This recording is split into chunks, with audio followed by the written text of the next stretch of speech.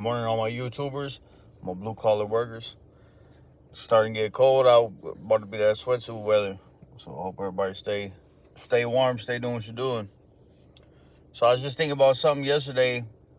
Journeyman I was working with, he on vacation for 2 weeks, so they put me with another apprentice from my class to help me out. And I don't know, it's a little bit of back and forth. It's kind of strange when you start a project with somebody and then they throw somebody else in there, because then they're going to come in with their own ideas, whatever, but we already had a plan. So basically I kind of had a bulldog my way. But anyways, I was just thinking about some things. Anybody that does get into a trade, anybody that does end up being an apprentice, just some things that will help you out. Just it's kind of a mindset thing, to be honest with you. Like, reputation is going to follow you, so you kind of want to always want to put your best foot forward. You want to start out, you want to come in and be valuable from the beginning. So like when you're working with a journeyman, you kind of got to expect they know more than you, so you don't really want to argue with them too much. You can always throw out your ideas if you got an idea, or you see something, you know what I mean, bring it up. But what has always worked for me is, like, when I bring things up, I'll bring it up and ask it as a question. Like, well, look, why can't we do it like this? Like, or my mind sees it like this. Tell me why I'm wrong. Like, because then you kind of putting it back on them to be the teacher. And then maybe you might be right. Maybe they'll come back and say, you know what, yeah, you can do it like that. Or if they do say you can't do it like that, then they'll explain it why. And it can kind of get your mindset, get your thought process into seeing why what you're thinking is right or wrong.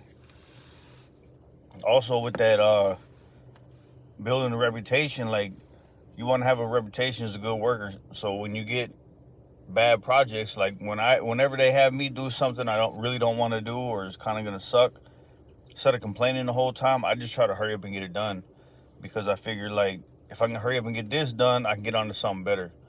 So when you're doing it like that, then they see you willing to work, and they don't. I mean, it's not really about them thinking that you're just trying to get it over with. Like, don't try to do it janky. Do a good job or get it done, and then you can get on to something better. And then if you keep doing that, and every time you complete a task, accomplish a task, go ask for something else. Like, what else you got for me? What else you got for me? What else can I do? How can I help? That thing goes a long way, having that mindset like that, because the people that you work with, they're gonna like working with you, because they know that you're not gonna shy away from work. They're not gonna get stuck carrying your weight. And as you progress through the program as an apprentice, the more people you work with like that, the more everybody's gonna have a good opinion of you. So that goes a long way when you're in a career like this, because you might work with somebody on this job, you might go to a different job and see him again. You want to be like, hey, yeah, I know this guy. Or say when there's new people coming on, they hear your names coming, like, oh yeah, he's a good worker. They're gonna put that good word out for you. Your foreman, he gonna hear that. He gonna be more likely to give you more positive things to do, instead of trying to stick you on some menial tasks. Because reputation is everything, man. You want to build a good reputation in the trade. You just got to think about it like, if this is what you're planning on doing for a career, why not build yourself up with a good reputation from the beginning?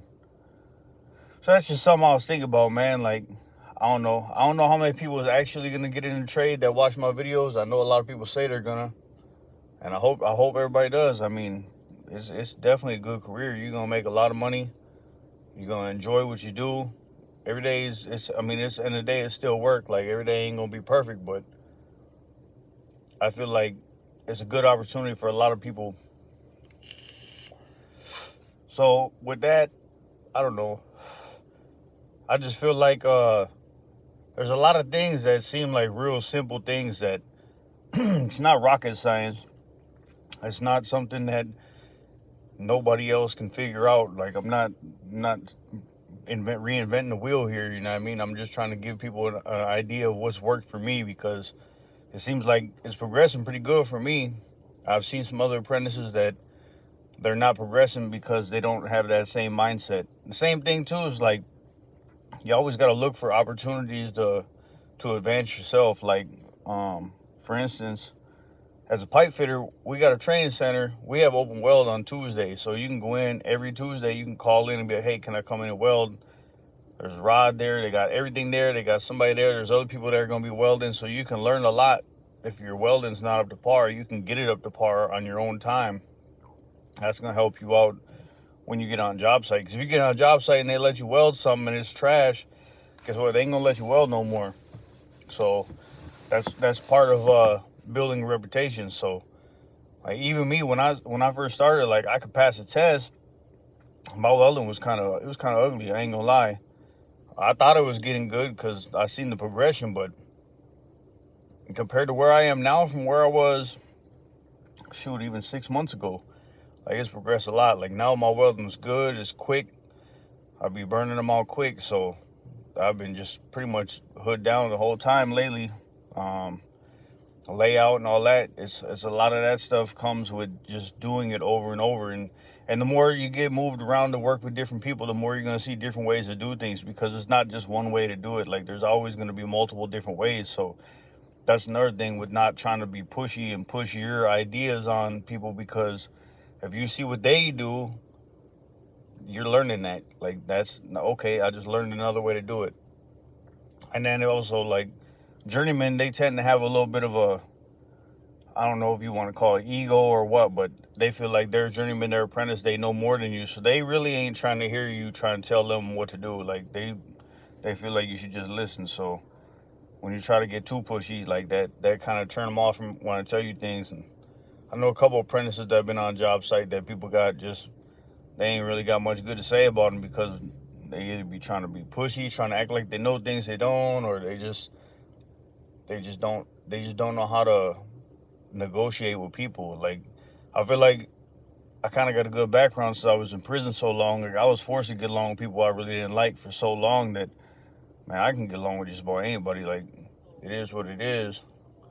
So maybe I got a little heads up on that, little one up on people on that, just being able to communicate with people effectively. But yeah, man, that's just something to think about. Anybody that does get in a trade, or I don't know, maybe they probably work in a regular job too, a non-union job, just building that reputation and just learning how to advance yourself is going to make you be more prosperous in the long run. So it's just something to think about. But I got to go burn some welds out. So I hope everybody have a good day. Let's get this money.